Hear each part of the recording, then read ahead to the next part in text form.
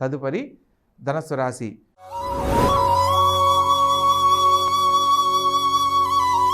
ఈ యొక్క ధనస్సు రాశి జాతకులను కనుక పరిశీలించినట్లయితే లగ్న చతుర్థాధిపతి అయిన గురువు పంచమ స్థానంలో సంచరించడం చేత సంతాన భాగ్యం కోసం ప్రయత్నం చేసే వారికి సత్సంతానము, ప్రభుత్వ ఉద్యోగం కోసం ప్రయత్నం చేసిన వారికి ప్రభుత్వ సంబంధమైన ఉద్యోగాలలో శుభవార్తలు వినే అవకాశము తప్పకుండా లభిస్తుంది.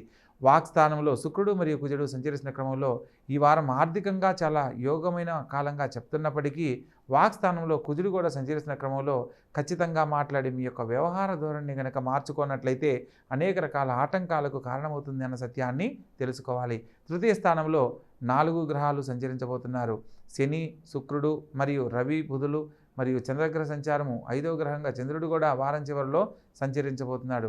ఈ క్రమంలో ముఖ్యమైన విషయాలలో తోడబుట్టిన వారితో వాదోపవాదనలు జరపకుండా వారి యొక్క సలహాని కనుక పాటించినట్లయితే చక్కగా భవిష్యత్ నిర్ణయాలలో అనేక రకాల శుభాలు కలుగుతాయి. విద్యార్థి దశలో ఉన్న వాళ్లకు చతుర్థంలో రాహువు మరియు బుధుడు సంచరిస్తున్న క్రమంలో కంప్యూటర్ రంగంలో రాణించాలనుకున్న వారికి, దూర ప్రాంతాలలో విదేశీయాన యోగంలో ఉద్యోగాన్ని, విద్యను అభ్యసించాలనుకున్న వారికి తప్పకుండా శుభ ఫలితాలు పొందడానికి ఇది అనుకూలమైన కాలం. పంచమ స్థానంలో గురుగ్రహ సంచారం అనుకూలమైన ఉద్యోగ లాభాన్ని కల్పించబడుతుంది. గవర్నమెంట్ ఉద్యోగంలో ఉన్నవారికి ప్రమోషన్స్, ఇంక్రిమెంట్స్ పొందేందుకు ఇది అత్యద్భుతమైన కాలంగా చెప్పడం జరుగుతుంది.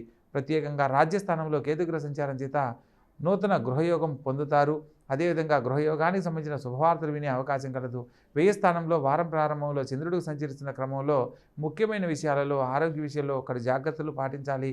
ఈ వారం ప్రారంభ కాలంలో కొంత మిశ్రమ ఫలితాలుగా గోచరిస్తున్నాయి. మొత్తం మీద ఈ రాశి వారికి రాహుకేతుల మధ్య గ్రహాలన్నీ సంచరిస్తూ లగ్నాధిపతి ప్రత్యేకంగా రాహుకేతులతో సంబంధం లేకుండా సంచరిస్తున్న క్రమంలో ఈ యొక్క జాతకులకు కాలభైరవ స్వామిని, ప్రత్యేకంగా దుర్గామాతను ఆరాధించడం విశేషమైన శుభ ఫలితాలను కలిగిస్తుంది అనేది తెలుసుకోవాలి.